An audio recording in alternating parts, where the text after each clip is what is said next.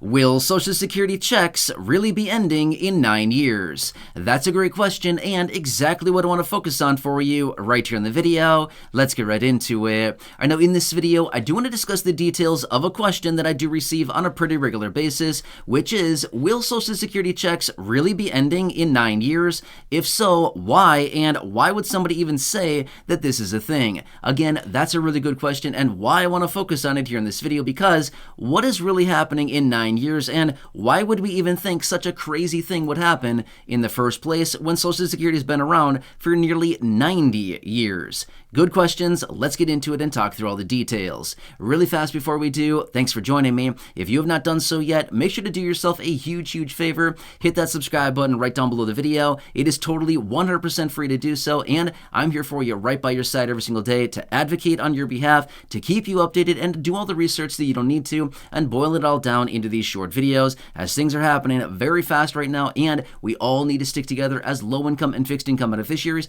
We need to stay together right now during this time as things are happening so incredibly quickly. I'm here for you in any way that I can be. Again, please make sure to subscribe down below, totally free to do so, and let's get into it and talk about Social Security checks. Are they really ending in 9 years, and why would somebody even say such a silly thing? All right, let me clarify exactly what is going on, because this is something that we've heard about so many times. In fact, I literally see this in the headlines every single day. That is not exaggeration, okay? I do a lot of research every single day. I'm reading a lot of stuff every day, and I literally see this coming up time and time again. 9 years, it's all happening. Fixed income beneficiaries, benefits are being cut majorly.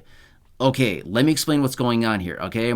Now, it all comes down to insolvency. Let me talk about what the details are of Social Security insolvency really fast, okay?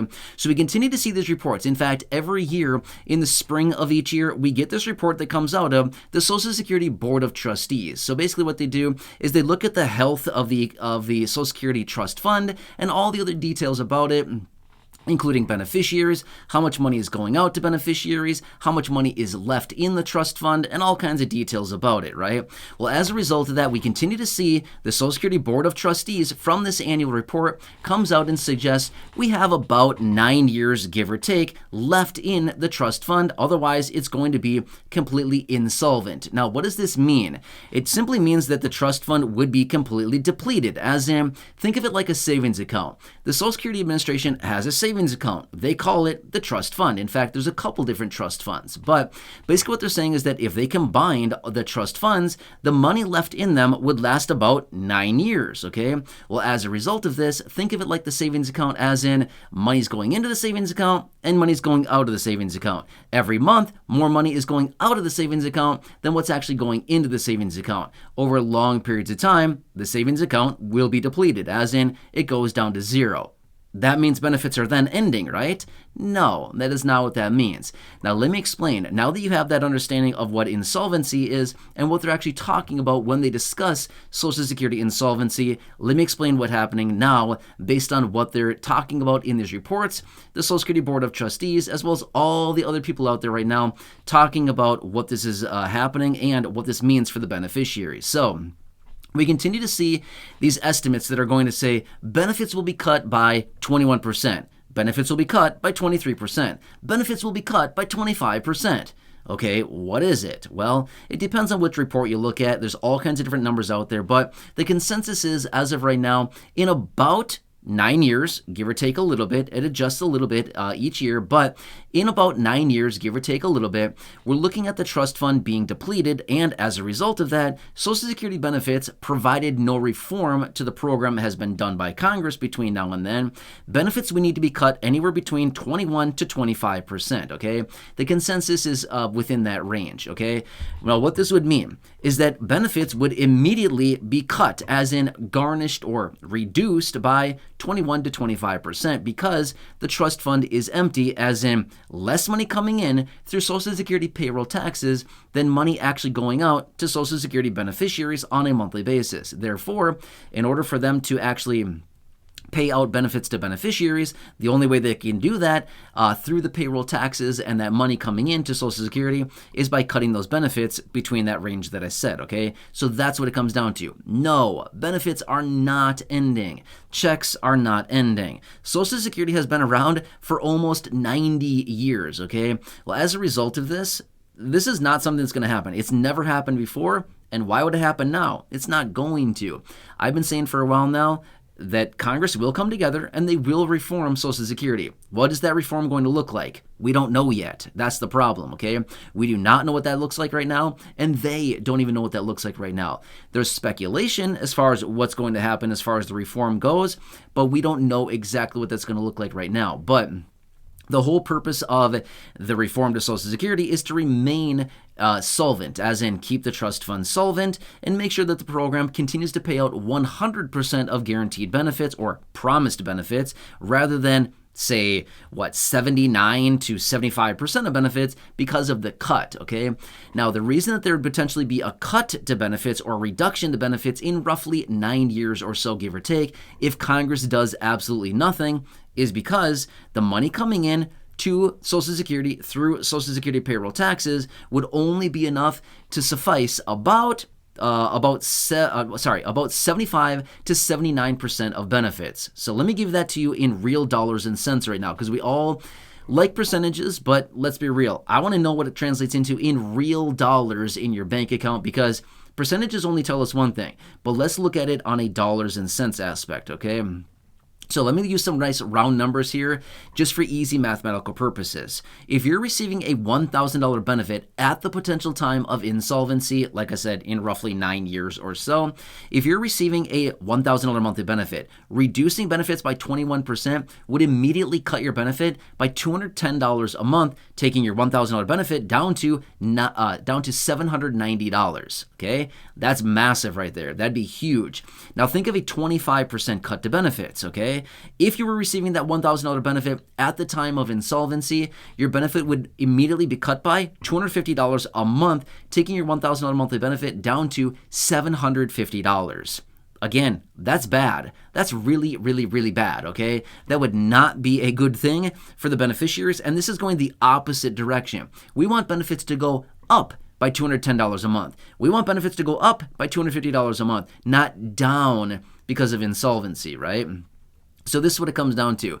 I get this question on a regular basis. I heard benefits are stopping in 9 years, or there's insolvency. Does that mean my benefits are ending? No, it does not mean that your benefits are ending, but rather it means if insolvency happens in the first place, which I already said right now, and I've been saying this for a while, I predict no, insolvency will not happen. Reason being, Congress will do something. There's no way that they're just going to let this program just drive itself into the gutter and be like, well, sorry everyone, we blew it and all the beneficiaries are going to suffer now. Not happening. I don't think that's going to happen. Could I be wrong? I could be wrong. I hope not, because that would be a really sad day for a lot of people that rely on these benefits. As we know, the statistics continue to show a huge percentage of beneficiaries rely on their monthly check for the vast majority of their monthly income. But this is what it comes down to. If insolvency happens, which I don't predict that it will, but if it does, as in Congress does nothing, then benefits would be cut because the trust fund is empty, no money in it. As of right now, which by the way, there's about $2.7 trillion in the trust fund, okay? But if they were to draw all this money down, as in paying it out a little bit, drawing it down month over month over month for the next 9 years or so, eventually the account is sitting at $0. Now benefits would need to be reduced because not enough money is coming in through Social Security payroll taxes. Now there's a variety of ways that they could change that. Number one, they could raise taxes. They love raising taxes, so I would not put this past them. They could easily raise taxes, and it's like their MO, right? They love doing that, okay? So that is option number one. Option two could be more people joining the workforce.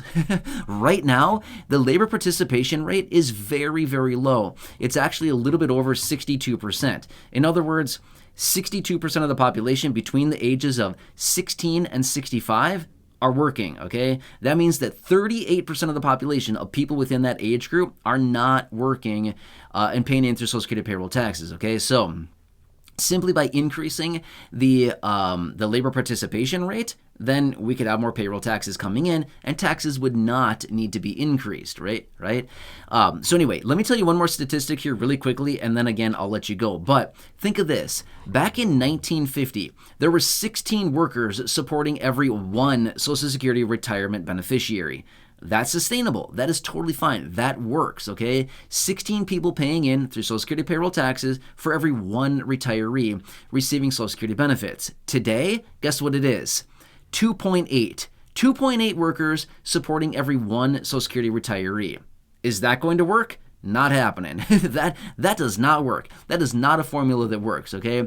So in whatever that is, from 1950 until now, it has gone from 16 workers for every one retiree down to 2.8 workers for every one retiree. That's not working. That is not a formula that works unless taxes are very, very, very, very high, right? So again, that's probably not going to be the case either. So I hope this helps to better understand the situation and to alleviate some of the concerns out there. Again, I continue to say I do not foresee insolvency happening, but we won't know that for probably about 9 years or so, okay, until it actually happens. But again, at the very last minute, Congress could come together and actually pass something that says we're raising taxes by 30% or something like that, and they come in and save the program immediately, or maybe they just print up $5 trillion and plow it into the Social Security Trust Fund and say, here you go, you're good for the next 100 years or something like that. I don't know. My point is, we don't know what's going to happen yet. There's a lot of options out there. We've seen a ton of them over the last couple of years, the proposals, and we will see what happens here. The next administration is going to play a major, major role in this. That's why it's so important. Anyway, for those of you that have been asking and asking for further clarification, I hope this helps to better understand the situation. I know it can be confusing, but this explains what's going on here. No, benefits are not ending. They haven't missed a single payment in about 90 years. There's no reason that they would anytime soon. Hope that helps you. Otherwise, subscribe down below. Again, totally free to do so. Right down below the video is the subscribe button. Make sure to hit that if you have not done so. Share this video with your friends on my social media. Go back and check out any of the other thousands and thousands of videos here on the channel. In fact, there's a bunch of videos linked down below in the description of this video as well. Check those ones out. Otherwise, enjoy your day. Have a good one. Leave your comments, questions, feedback down below. Enjoy your day. Have a good one. Take care, and I'll catch you again later in the